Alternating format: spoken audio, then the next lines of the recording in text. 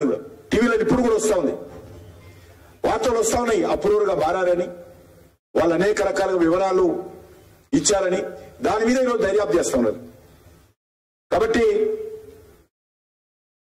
ఈ పరిణామాల నేపథ్యంలో అవసరమైనటువంటి అన్ని ఆధారాలను సమకూర్చుకుని మేము దర్యాప్తు చేస్తా ఉన్నామని ఈడీ చెప్పింది. అది కూడా టీవీలో చూశాను నేను. కాబట్టి దీనిపైన నేను తెలంగాణ ప్రజలకు స్పష్టంగా మనవి చేయదలుచుకున్నాను. ఇది పార్టీకి సంబంధం లేదు, ఇది ప్రభుత్వానికి సంబంధం లేదు. ఇది ఒక్కటి అవినీతి కుంభకోణాల మీద జరుగుతున్నటువంటి దర్యాప్తులో భాగంగా కవిత గారిని కూడా ఈరోజు మరి ఇన్వెస్టిగేషన్ విచారణ నిమిత్తం వస్తే సహకరించకుండా అనేక రోజులుగా ఇబ్బంది పెట్టి చివరికి ఈరోజు అరెస్ట్ కావడం జరిగింది. కాబట్టి తెలంగాణ ప్రజానీకమా, భారతీయ జనతా పార్టీకి ఈ కేసులో ఎక్కడ కూడా ఏ రకమైనటువంటి వ్యక్తిగతమైనటువంటి కక్ష సాధింపనేటువంటిది లేదు. కాబట్టి దీనిపైన చట్టం తన పని చేసుకుంటుంది. Law will take it own course. ఇది బీజేపీకి సంబంధం లేని అంశము. ఈడీ ఇండిపెండెంట్ ఇన్వెస్టిగేషన్ ఏజెన్సీ, దానికి అన్ని రకాల హక్కులు ఉన్నాయి. వాళ్ళకున్నటువంటి చట్ట పరిధిలోనే ఈడీ దర్యాప్తు చేస్తా ఉంది. ఇది liquor case, beer brandy case, Delhi ప్రభుత్వానికి కేసు, ఢిల్లీలో జరిగినటువంటి అక్రమాల కేసు. కాబట్టి ఆ దిశలోనే ఈ దర్యాప్తు జరుగుతూ ఉంది. బీఆర్ఎస్ పార్టీ, కాంగ్రెస్ పార్టీ ఇద్దరు దీని మీద తప్పుడు ప్రచారం చేసే ప్రయత్నం చేస్తా ఉన్నారు. చాలా మా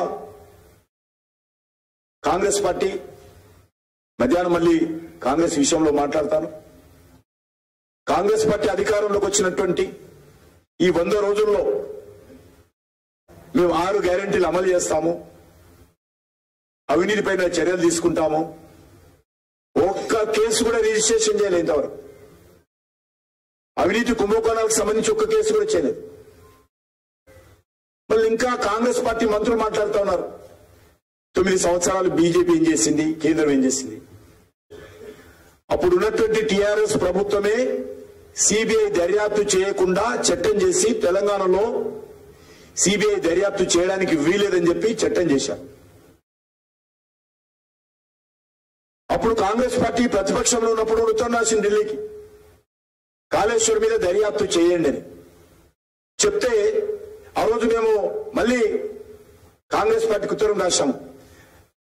తెలంగాణ రాష్ట్ర ప్రభుత్వము సిబిఐ దర్యాప్తుకు అంగీకరించడం లేదు, కాబట్టి మేము చేయడానికి వీలేదని కాంగ్రెస్ పార్టీ ఉత్తరం రాశాం.